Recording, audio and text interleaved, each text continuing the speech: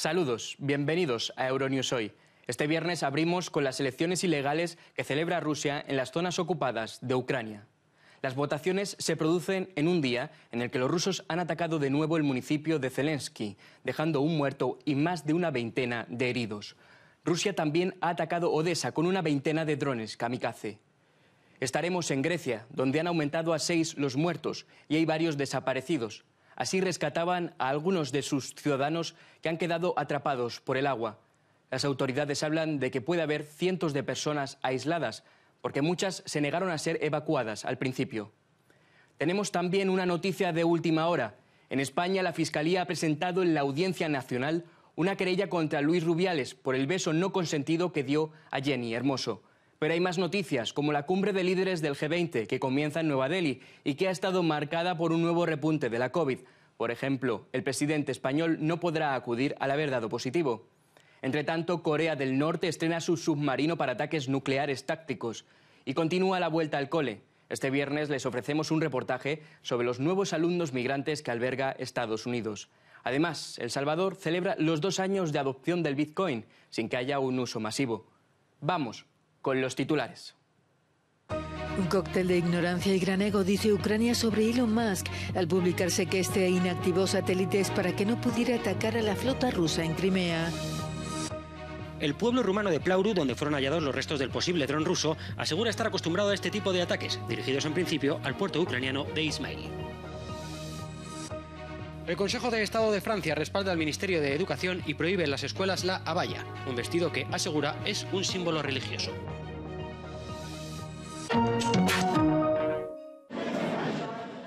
Rusia está celebrando elecciones locales en los territorios ucranianos que se anexionó hace un año.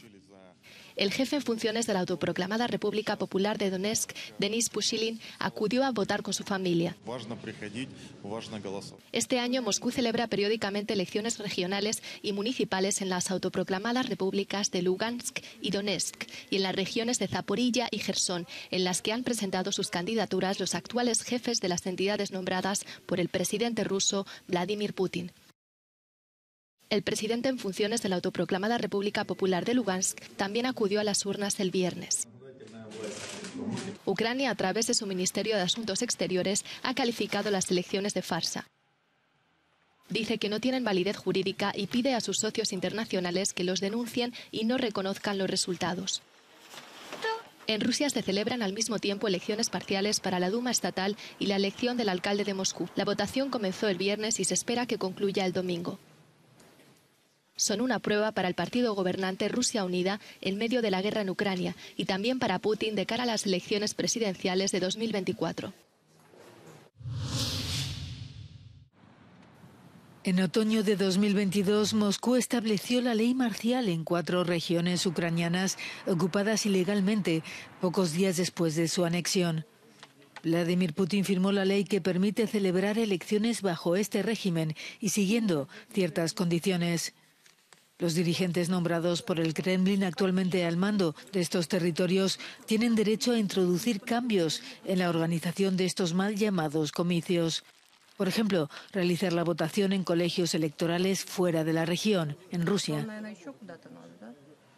Las elecciones en la Rusia de Putin son un procedimiento ritual. No pueden llamarse elecciones como mecanismo para cambiar el poder durante mucho tiempo. Su significado es el siguiente. En primer lugar, es propaganda, cuando es necesario mostrar al mundo entero que la situación está bajo control. En segundo, es el significado ritual. Es muy importante para una gran parte del electorado de Putin para tener una imagen que muestre que todo está funcionando. Y tercero, es una prueba de la eficacia de los jefes regionales. Este procedimiento no tiene nada que ver con la democracia. Periodistas independientes rusos han averiguado que en torno al 70% de los candidatos que participan en estas elecciones orquestadas por Moscú son habitantes de las zonas ocupadas.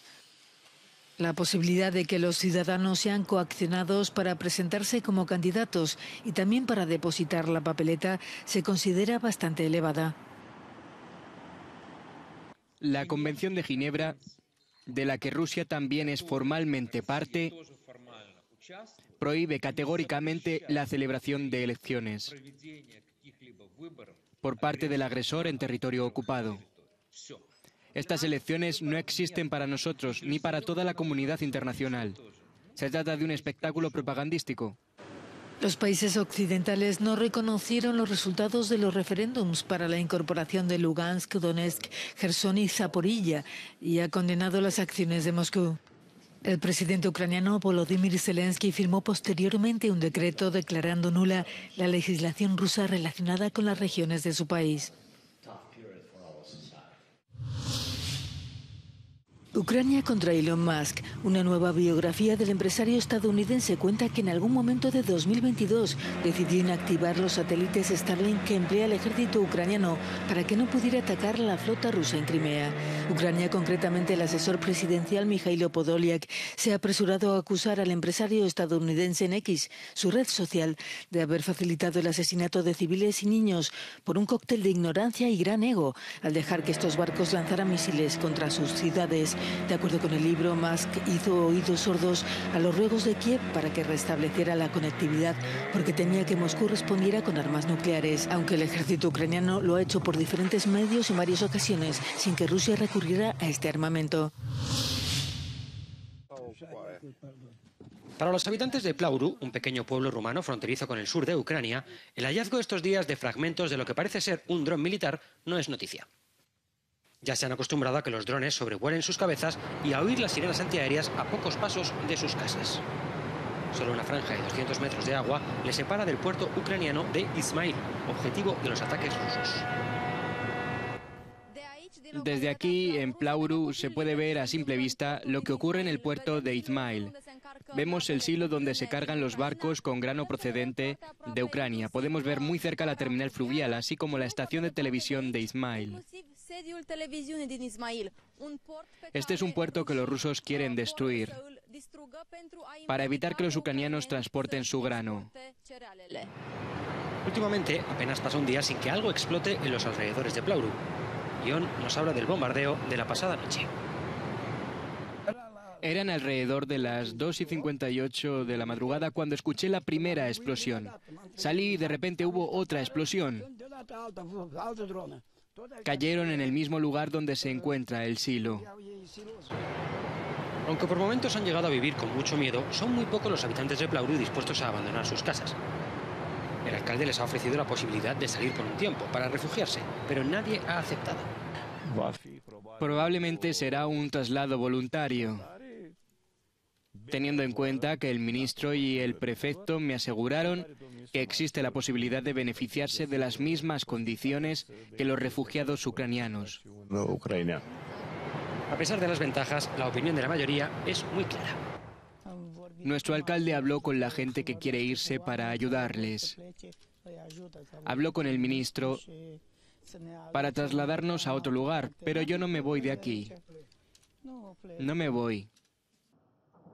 Rusia ha intensificado sus ataques a los puertos ucranianos desde el pasado mes de julio, tras retirarse del acuerdo que permitía a Kiev exportar su grano a través de los puertos del Mar Negro. En Plauru llevan quejándose varios meses de la caída de artefactos rusos, lo que trajo consigo algunos registros sin resultados. El reciente hallazgo de los restos de un dron ruso vuelve a poner a Plauru en el foco y a la OTAN alerta.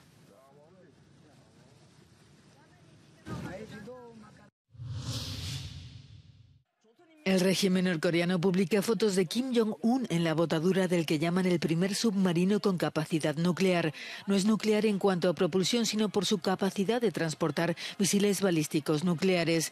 Aseguran que este sumergible es completamente nuevo, pero parece el mismo que el líder norcoreano inspeccionó en los mismos astilleros de la costa noreste del país en 2019. Corea del Sur ha comentado que elementos externos como el puente se habrían agrandado para poder cargar los proyectiles, pero mantiene que no cree que sea capaz de llevar a cabo operaciones normales. La situación se complica en Grecia con la tormenta Daniel. Suben a 6 los muertos por las inundaciones, la misma cifra para los desaparecidos. Muchas personas se negaron a abandonar sus casas a pesar de los llamamientos previos de las autoridades y ahora se encuentran atrapadas en sus casas. Hasta el momento se han rescatado a casi 2.000 personas. La gente debería haber sido evacuada, pero no quisieron. No esperaban que hubiera tanta agua y se quedaron atrapados. Si hubieran salido, no habríamos tenido esta batalla ni estos problemas. Sin embargo, seguiremos esforzándonos para rescatar a la gente de sus casas.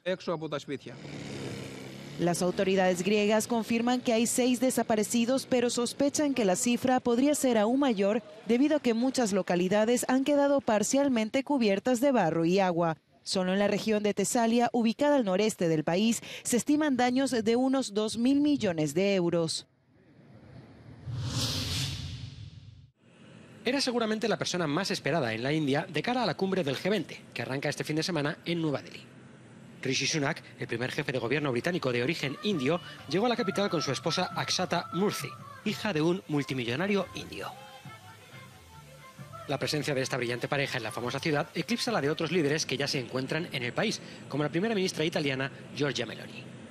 Sobre la mesa, cuestiones económicas y amenazas de hambruna vinculadas a la guerra de Ucrania y a la interrupción del acuerdo sobre las exportaciones de cereales. El presidente del Consejo Europeo, Charles Michel, quiso recordar cuál es actualmente la situación. Más de 250 millones de personas se enfrentan a una grave inseguridad alimentaria en todo el mundo. Y al atacar deliberadamente los puertos ucranianos, el Kremlin les priva de los alimentos que necesitan desesperadamente. Esto debe acabar. Mientras continúa el goteo de llegadas de líderes mundiales, la diplomacia india se mueve entre bastidores en busca de consenso para un comunicado conjunto. Rusia y China ya han rechazado algunos borradores. En la segunda jornada de la iniciativa de los 3 mares que se celebra en Bucarest, el presidente de Rumanía, Klaus Iohannis, pone fin a la cumbre con la esperanza de una mayor resiliencia en Europa, en un contexto de tensión tras admitir el miércoles que aparecieron en su territorio restos de drones cerca de la frontera con Ucrania, que podrían proceder de un ataque ruso. El foro buscará reducir la diferencia entre el este y el oeste de Europa y lograr más cohesión, prosperidad y resiliencia en Europa Oriental y Central. La iniciativa de los 3 mares ha dado luz verde a la entrada de Grecia como 13º país miembro, lo que agrega un 4º mar, el Egeo, al foro de cooperación. Además, la cumbre ha decidido aceptar a Ucrania y Moldavia como miembros asociados. En la Universidad Politécnica de Bucarest, John Kerry, el enviado de Washington para el clima, asistió a la demostración del proyecto de central nuclear modular NuScale, llevado a cabo con la cooperación de Estados Unidos. Las centrales NuScale sustituirán a las antiguas centrales eléctricas de carbón. Se necesitan miles de millones de euros para lograr, después de años de inversión, una mejor conexión transfronteriza en los ámbitos del transporte, la energía y la digitalización. Y eso es lo que intentan encontrar los cientos de asistentes a la cumbre. La Organización Mundial de la Salud advierte sobre un nuevo repunte de COVID en el hemisferio norte de cara al próximo invierno a través de nuevas variantes. Su director general ha comentado que ninguna de ellas es dominante, aunque la conocida como Eris está extendiéndose. Tedros Adhanom Ghebreyesus ha destacado el aumento de muertes por este virus en Asia Oriental y Oriente Medio y el incremento de hospitalizaciones en Europa. Se ha quejado a su vez de que solo 43 países siguen informándoles sobre los fallecimientos por esta infección y aconseja la vacunación para los grupos de riesgo. Las aulas de Nueva York se esfuerzan por acoger a casi 20.000 niños inmigrantes recién llegados a Estados Unidos. Varias grandes ciudades estadounidenses han tenido que hacer frente a la afluencia de miles de solicitantes de asilo que han llenado los albergues para personas sin hogar. El sistema de albergues de la ciudad de Nueva York se ha visto especialmente desbordado, pero el alcalde ha tratado de tranquilizar a los padres y a los grupos comunitarios, asegurando que las casi 1.900 escuelas de la ciudad están bien preparadas para acoger a los niños. Aunque la principal preocupación de los pequeños es si serán capaces de entender a su profesor o de hacer amigos fácilmente. Él está contento ahorita, es su primer día, nuevos compañeros. Para la familia de Kimberly han sido unos meses duros. Ecuador se enfrenta a una creciente violencia e inestabilidad política. Vine saliendo de mi país por lo cómo están los peligros, la delincuencia a diario. El enorme sistema de escuelas públicas cuenta con unos 3.400 profesores con licencia para enseñar inglés y más de 1.700 profesores bilingües certificados de español. Creo que cualquier ciudad tendría dificultades para acoger al gran número de niños que llegan a la vez, que además están aprendiendo inglés y que viven en viviendas temporales, en refugios temporales.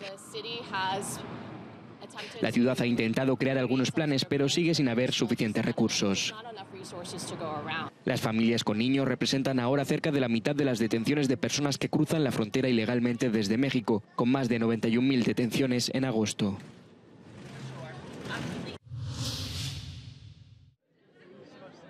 El Consejo de Estado de Francia confirma la prohibición de la abaya. El Alto Tribunal Administrativo francés ha decidido respaldar la decisión del Ministerio de Educación de no permitir en los centros educativos del país el uso de este vestido, característico de los países islámicos. La polémica, por supuesto, está servida. Esta prohibición no se basa en ningún texto legal. Es un anuncio puramente político por parte del Ministerio de Educación, coincidiendo con el inicio del nuevo curso escolar. Además, se trata de una prenda que no se ha definido con precisión y que se considera una prenda no religiosa. El Ministerio defiende por contra su polémica decisión, argumentando que la abaya sí es una vestimenta religiosa, lo que va en contra de la ley que prohíbe mostrar abiertamente símbolos religiosos en las escuelas. La prohibición entró en vigor al inicio del nuevo curso escolar. Varias decenas de alumnas se negaron a acatarla y no se les permitió entrar en las escuelas. Muchos profesores han decidido apoyar a sus alumnas, tachando la decisión gubernamental de islamofóbica.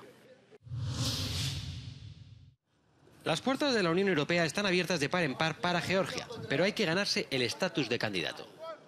Así lo ha recordado Josep Borrell durante su primera visita oficial a este país. El alto representante de la Unión para Asuntos Exteriores evalúa los avances hechos por Georgia en los famosos 12 puntos, las reformas necesarias para europeizar las leyes e instituciones georgianas. La condición de candidato no es algo a lo que los países tengan derecho. Hay que ganárselo. Hay que ganárselo con reformas serias y la adhesión a los valores de la Unión Europea. Y para ser francos, aún queda bastante trabajo por hacer. Georgia solicitó el estatus de país candidato a la Unión en marzo de 2022, junto con Ucrania y Moldavia, pero de momento, lamenta Bruselas, va por detrás de estos países en sus progresos. Entre otras cosas, la Unión culpa al partido gobernante Sueño Georgiano de estar siguiendo una postura prorrusa. El pasado mes de marzo tuvieron que ser las protestas ciudadanas las que frenaran la puesta en marcha de una polémica ley de agentes extranjeros, inspirada en la rusa, para controlar a los medios y las ONGs. Se cumplen 2 años desde que Bukele convirtiera a El Salvador en el primer país que adoptó el Bitcoin como moneda de curso legal, pero la población sigue sin usarla de forma masiva. Yo no veo ningún funcionamiento de ese dinero. Simplemente es una propaganda. El país no da cifras correspondientes a los ingresos por Bitcoin, pero la ministra de Turismo dijo que el país ha recibido 2,2 millones de turistas, que dejaron, según dice, 2.100 millones de dólares. Afirma que llegaron por la seguridad, el surf y los bitcoins. Vamos hacia adelante, ¿verdad? No vamos hacia atrás. Entonces, igual, tiene que irse desarrollando conforme vayamos aprendiendo, creo que nos vamos a ir metiendo en ese ambiente. Este aniversario se da también entre advertencias de ser una vía para la financiación irregular de las campañas electorales de 2024 y sin que el gobierno dé cuentas de los fondos utilizados.